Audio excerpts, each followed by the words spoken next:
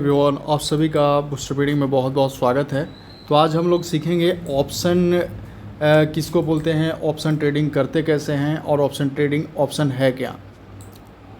इसलिए पूछे क्योंकि बहुत सारे लोग हैं और हमारे देखिए चाणक्य के मेंबर भी हैं, तो वो जानना चाहते हैं कि आखिर ऑप्शन होता क्या है।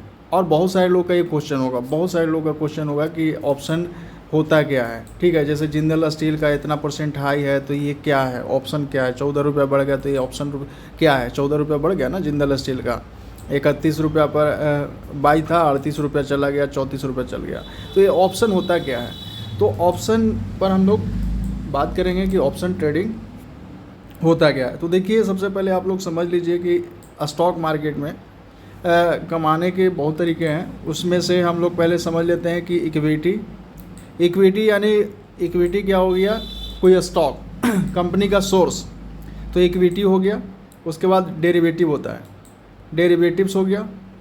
उसके बाद कमोडिटी हो गया, ठीक है। उसके बाद करेंसी हो गया, और उसके बाद अब डिजिटल एक बिटकॉइन आता है, तो बिटकॉइन।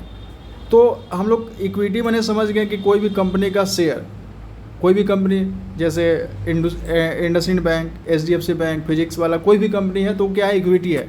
तो अब ऑप्शन क्या है, आप लोग जानना चाह रहे हैं कि ऑप्शन क्या है। तो ऑप्शन क्या है, इक्विटी का बाई प्रोडक्ट है, इक्विटी का बाई प्रोडक्ट है। आप बोलेंगे ये बाई प्रोडक्ट क्या, नहीं क्लियर हुआ, तो हम बताते हैं। दूध क्या है, दही क्या है, छाछ क्या है, पेड़ा क्या है, लस्सी क्या है।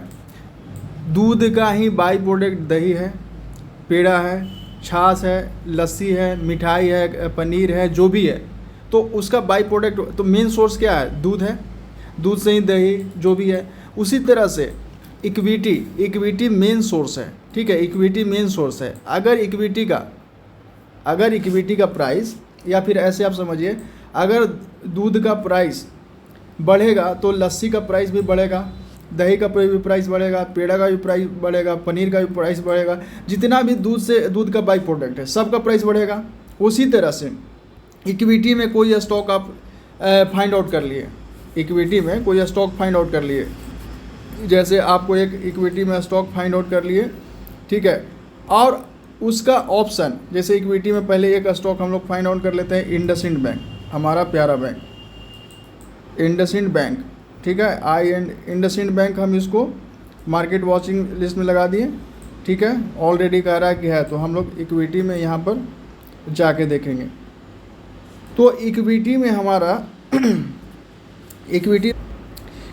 में हमारा इंडसइंड बैंक का भी प्राइस क्या चल रहा है, लास्ट ट्रेडेड प्राइस LTP 998 रुपया, ठीक है। तो आपको अगर इंडसइंड बैंक का लगता है कि 1020 जाएगा, ठीक है, आपको लगता है कि इंडसइंड बैंक का प्राइस ऊपर जाएगा, तो हम लोग ऑप्शन खरीद सकते हैं। स्टॉक ना खरीद करके हम लोग ऑप्शन खरीद सकते हैं, ठीक है।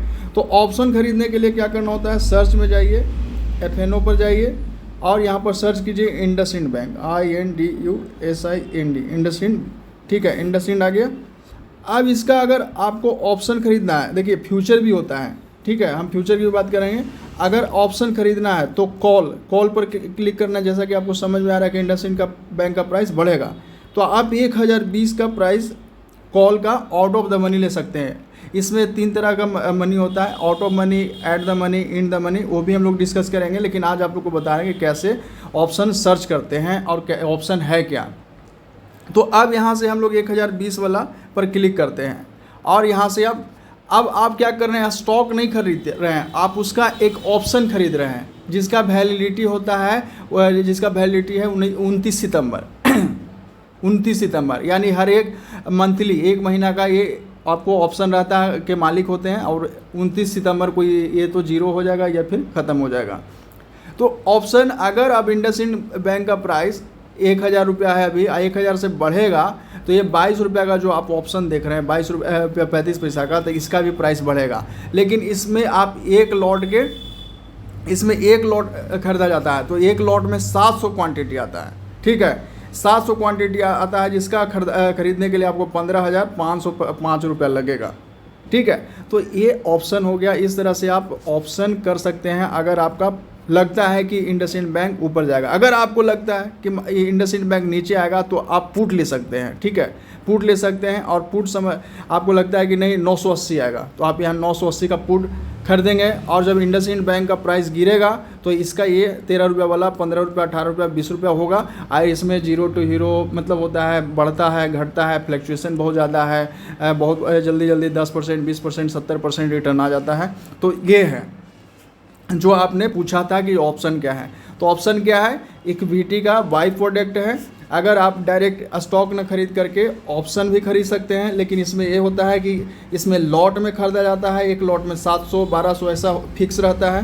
प्लस क्या है कि आप इसमें एक्सपायरी होता है, इसमें एक्सपायरी होता है, 1 महीने के लिए ही आप खरीद सकते हैं। 1 महीना में बढ़ा तो बढ़ा, नहीं तो एक्सपायरी के दिन जीरो हो जाता है। तो ये ऑप्शन ट्रेडिंग है, ये प्रोफेशनल चीज़ है। आप अगर इसको सीख के समझ के काम करेंगे तो डेफिनेटली 70% 50% एक्सपायरी के दिन या डेली ट्रेड करके जो स्टॉक भागने वाला है उसमें आप काम करके निकाल सकते हैं। तो ये प्रोफेशनल का चीज़ है। बाकी हम आप लोगों को प्रोफेशनली ट्रेड करने की कोशिश करेंगे। तो इसका in the money, out of the money, at the money क्या होता है, कैसे खरीदा जाता है, अगला वीडियो में हम लोग डिस्कस करेंगे। धन्यवाद।